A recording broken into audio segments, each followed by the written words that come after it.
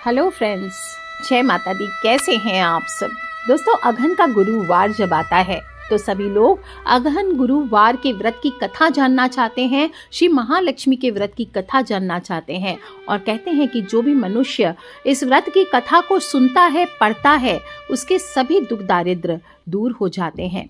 श्री महालक्ष्मी माता की कृपा से सुख संपत्ति, ऐश्वर्य की प्राप्ति होती है और मन की हर इच्छा मनुष्य की पूर्ण होने लगती है। श्री महालक्ष्मी माता के अनेक रूप हैं, कई नाम हैं। भूतल में छाया, शक्ति, तृष्णा, शांति, जाति, लज्जा, श्रद्धा, कांति, वृत्ति, स्मृति, दया, तुष्टि, माता, अधिष्ठात्री और लक्ष्मी के रूप में स्थित है। उन्हें हम प्रणाम करते हैं।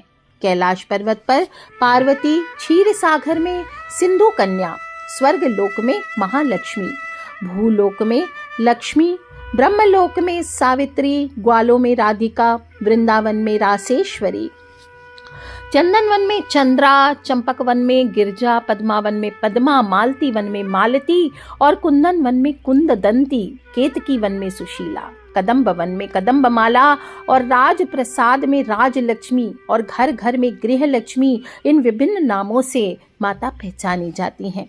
इस तरह सर्वथा चारों ओर सर्वभूत में सुपरिचित माता श्री महालक्ष्मी की यह कथा है। अब हम इसका श्रवण करेंगे। भारतवर्ष के सौराष्ट्र देश में द्वापर युग की यह कहानी हुई।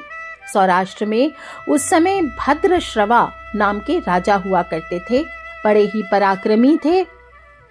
4 वेद, 6 शास्त्र, 18 पुराणों का उनको ज्ञान था। उनकी रानी का नाम सूरत चंद्रिका था। रानी दिखने में बहुत ही सुंदर और सुलक्षणा थी, पतिव्रता थी। उन दोनों को 7 पुत्र हुए। उसके बाद एक कन्या का वरदान मिला। कन्या का नाम श्यामबाला था। एक बार महालक्ष्मी जी के मन में आया कि जाकर उस राजा के राजप्रसाद में रहे। इससे राजा को दुगुनी धन दौलत की प्राप्ति होगी और वह इस धन दौलत से अपनी प्रजा को और सुख दे पाएगा। गरीब के घर अगर रहे और उसे धन दौलत प्राप्त हो तो वह स्वार्थी की तरह केवल अपने ऊपर खर्च करता है। यह सोचकर श्री महालक्ष्मी जी ने बूढ़े ब्राह्मण स्त्री का रूप धारण किया। हाथ में लाठी लिए लाठी के सहारे रानी के द्वार तक पहुंची। यद्यपि उन्होंने बूढ़ी औरत का रूप धारण किया था, पर उनके चेहरे पर दैवीय तेज था। उन्हें देखते ही एक दासी सामने आई। ने इनका नाम, धाम, काम, धर्म सब पूछ डाला। वृद्ध ब्राह्मणी का रूप धारित माता लक्ष्मी ने कहा, बालिके, मेरा नाम कमला है। मेरे पति का नाम भुवनेश है। हम द्वारिका में रहते हैं। तुम्हारी रानी पिछले जन्म में एक वैश्य की पत्नी थी। वह वैश्य बहुत ही गरीब था और दरिद्रता के कारण हर रोज घर में झगड़े होते थे तथा उसका पति उसे रोज मारता था। इन बातों से तंग आकर वह घर छोड़कर चली गई तथा जंगल में खाली पेट भटकने लगी। उसकी इस दुर्दशा पर मुझे दया आई। तब मैंने उसे सुख संपत्ति देने वाली श्री महालक्ष्मी व्रत की कथा सुनाई। मेरे कहने पर उसने श्री महालक्ष्मी का व्रत किया और श्री महालक्ष्मी प्रसन्न हुई। उसकी गरीबी दूर हुई। उसका घर, संसार, दौलत, संतति, संपत्ति से भर गया। बाद में पति पत्नी दोनों परलोक को सिधारे। लक्ष्मी व्रत करने के कारण वे लक्ष्मी लोक में रहे और उन्होंने जितने साल महालक्ष्मी का व्रत किया उतने हजारों साल उन्हें सुख भोग मिला। इस जन्म में उनका जन्म राजघराने में हुआ है, परंतु वह श्री महालक्ष्मी का व्रत करना भूल गई है। उसे मैं ये याद दिलाने आई हूँ। और बुढ़िया की बातें सुनकर दासी ने उन्हें प्रणाम किया तथा श्री महालक्ष्मी का व्रत किस तरह किया जाए इसके बारे में पूछा। बुढ़िया रूप धारण किए हुए श्री महालक्ष्मी माता ने दासी को पूजा की विधि तथा महिमा बताई।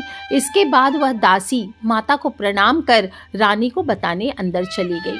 राजवैभव में रहते हुए रानी को अपने ऐश्वर्य का बहुत घमंड था।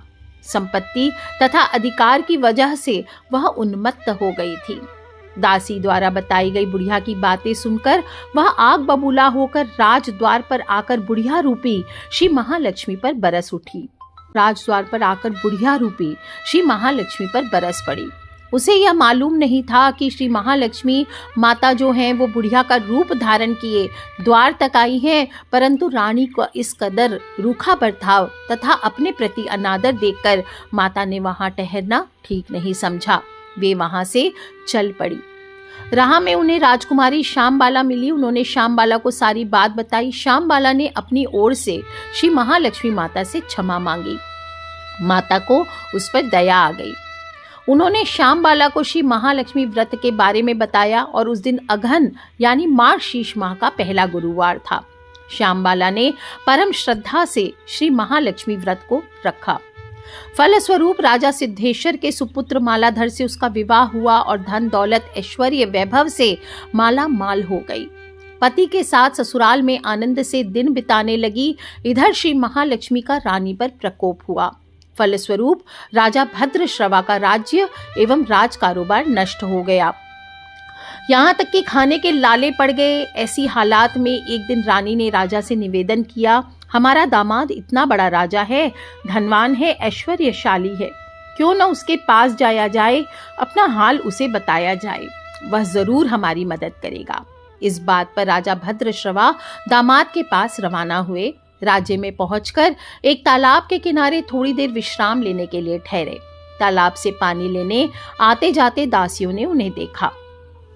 उन्होंने विनम्रता से उनकी पूछताछ की। जब उन्हें यह मालूम हुआ कि वे रानी श्यामबाला के पिता हैं, तो दौड़ते हुए जाकर उन्होंने रानी को सारी बात बताई। रानी ने दासी के हाथ राज परिधान भेजकर बड़े ठाठ से उनका स्वागत तथा आदर सत्कार किया, खान पान करवाया और जब वे लौटने लगे तो सोने के मोहरों से भरा घड़ा भी दिया। राजा भद्रश्रवा जब वापस लौटे तो उन्हें देखकर रानी सूरज चंद्रिका बहुत खुश हुई। उन्होंने सोने की मोहरों से भरे घड़े का मुख खोल दिया, पर हाय भगवान, घड़े में धन के बदले कोयले मिले। ये सब श्री महालक्ष्मी के प्रकोप से हुआ। इस प्रकार दुर्दशा में कई और दिन बीत गए। इस बार रानी स्वयं अपनी कन्या के पास गई और वह दिन अगहन माह का अंतिम गुरुवार था।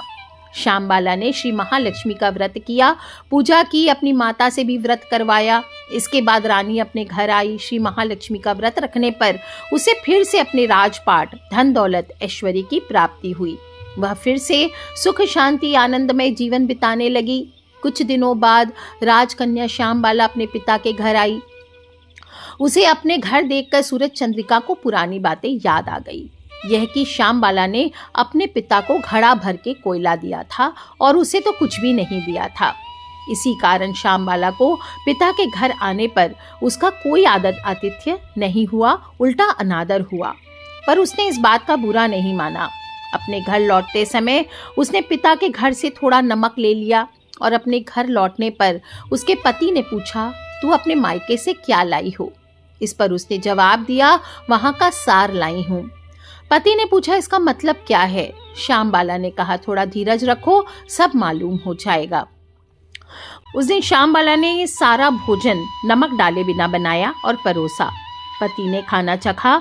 सारा खाना नमक के बिना था, इसलिए उसको स्वाद नहीं आया। फिर श्यामबाला ने थाली में नमक डाला। इससे सारा भोजन स्वादिष्ट लगने लगा। तब श्यामबाला ने अपने पति से कहा, यही है वह मायके से लाया हुआ सार। पति को उसकी बातें बहुत सही लगी। फिर वो दोनों हंसी मजाक करते हुए भोजन करने लगे। कहा गया है कि इस तरह से जो कोई भी श्रद्धा भाव से श्री महालक्ष्मी की पूजा करते हैं, उसे माता की कृपा अवश्य प्राप्त होती है, सुख संपत्ति शांति प्राप्त होती है, सभी मनोकामनाएं पूर्ण होती है। परंतु यह सब प्राप्त होने पर माता की पूजा करना आपको भूलना नहीं चाहिए। हर गुरुवार को व्रत का पाठ करें।